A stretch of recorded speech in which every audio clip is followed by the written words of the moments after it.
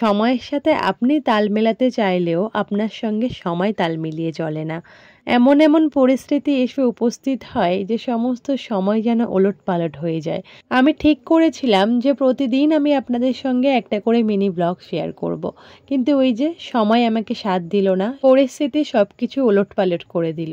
সাধারণত আমি কখনো এমন টাইম থেকে ভিডিও শুরু করি না।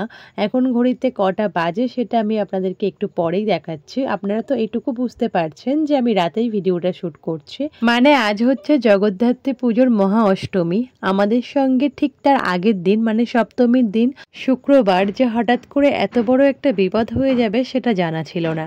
সেই কারণেই আগের দিন বাড়িতেই ছিলাম না। সারাটা দিন কেটে গিয়েছে এখানে ওখানে ছোটাছুটি করে। তার পরের দিন রাত্রেই আমি বাড়িতে ফিরি। মানে শুক্রবার দিন সারাটা দিন সারাটা রাত আমি বাইরে কাটিয়েছি। পরের দিন শনিবার আমি রাত 9টার সময় বাড়িতে ফিরি। এখন ঘড়িতে বাজে রাত 10টা 10। বাড়িতে এসেই আমি স্নান করে ফ্রেশ হয়ে এখন যাব একটু খাওয়া দাওয়া করতে। চলুন তাহলে আপনাদেরকে দেখাই যে আগের দিন আমাদের সাথে ঠিক কি ঘটেছিল।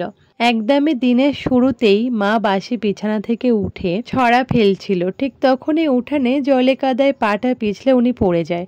হঠাৎ খুব চিৎকার করে ওঠে। তখন সবাই আমরা উঠে এসে দেখলাম যে মা পড়ে গিয়েছে। প্রথমে আমরা ভেবেছিলাম যে সাধারণত একটু পড়ে গিয়ে হয়তো ব্যথা পেয়েছে, ঠিক হয়ে যাবে। কিন্তু তারপর দেখলাম যে হাতটা প্রচণ্ড ব্যথা করছে। মা বলছিল যে প্রচণ্ড হাতটা যন্ত্রণা করছে। মানে এতটাই পরিমাণে যন্ত্রণা করছিল উনি সহ্য করতে পারছিল না। তো ওই জন্যই ভাবলাম হয়তো ভেঙে গিয়েছে, মানে ডাক্তারের কাছে নিয়ে যেতেই হবে। ডাক্তারের কাছে নিয়ে যেতে উনি বললেন যে হাতটা এমনভাবেই ভেঙেছে, অপারেশন করা ছাড়া ঠিক হবে না। তখনই সত্যি আমরা প্রচণ্ড ঘাবড়ে গিয়েছিলাম যে এতটুকু আঘাতে যে এত বড় বিপদ হতে পারে সত্যিই জানা ছিল না। তো যাই হোক, ডাক্তারবাবুর কথা মতোই আমরা নার্সিংহোমে ওনাকে ভর্তি করি। সেই দিন রাতটা আমি ওনার কাছেই ছিলাম। ঠিক তার পরের দিন দুপুরে মানে শনিবার দিন দুপুর 2টোর সময় ছিল ওনার অপারেশন। তো অপারেশন ভালোভাবে হয়ে যাওয়ার পর আমরা রাত্রেই বাড়ি ফিরে এসেছিলাম। সেটার ভিডিও আপনারা প্রথমেই দেখতেই পেলেন যে বাড়িতে ফিরতে ফিরতে আমাদের রাত 9টা বেজে গিয়েছিল। তো তারপর দিন সকালে আবার গিয়েছিলাম মার সঙ্গে দেখা করতে। গিয়ে জানতে পারলাম যে মাকে আজকেই ছুটি দিয়ে দেবে, মানে রবিবার দিন মায়ের ছুটি দেওয়ার ডেট ছিল। তাই আমরা সকালে গিয়ে দুপুরে আর বাড়িতেই ফিরে আসিনি। কাছাকাছি দিদির বাড়িতে মানে সোনারপুরে আমার দিদির বাড়িতেই ওখানেই গিয়েছিলাম। ওখানে দুপুরে খাওয়া দাওয়া করে তারপর বিকালে মাকে ছুটি করিয়ে নিয়ে চলে এসেছিলাম। তো দেখতেই পাচ্ছেন এখানে মায়ের ছুটি হয়ে গিয়েছে। মাকে এখন নিচে নিয়ে যাওয়া হচ্ছে। মাকে নিয়ে বাড়িতে ফিরতে ফিরতে প্রায় সন্ধ্যাই হয়ে গিয়েছিল। অনেক দিন থেকেই ঠিক হয়েছিল যে জগদ্ধাত্রী পুজোর নবমীর দিন আমাদের প্রোগ্রাম হবে।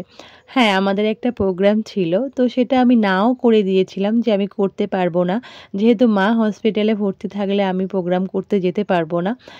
মাও সেটা জানতো, কিন্তু মা যখন শুনলো যে মায়ের রবিবার দিনই ছুটি হয়ে যাচ্ছে তখন মা বলল, তোর শরীর যদি ঠিক থাকে, তুই যদি পারিস তাহলে তুই বাড়িতে গিয়ে প্রোগ্রামে যাবি। তাই আমি রাস্তায় আস্তে আস্তেই ঠিক করলাম। আমি ফোন করে জানিয়ে দিয়েছিলাম যে আমি আজকে প্রোগ্রামে যাব।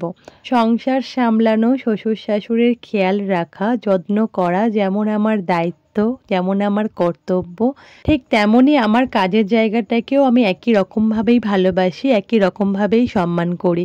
আমি 6টার সময় বাড়িতে ফিরে রেডি হয়ে 7টার মধ্যে আমি প্রোগ্রামে যাই। পুড়িয়ে দাও করো প্রতিবাদ, ভেঙে দাও পুড়িয়ে দাও করো প্রতিবাদ। দেখালো ধরতে মোদের হাতে মোমবাতি, মৌন মিছিল ছিল না মোদের কখনো স্বীকৃতি।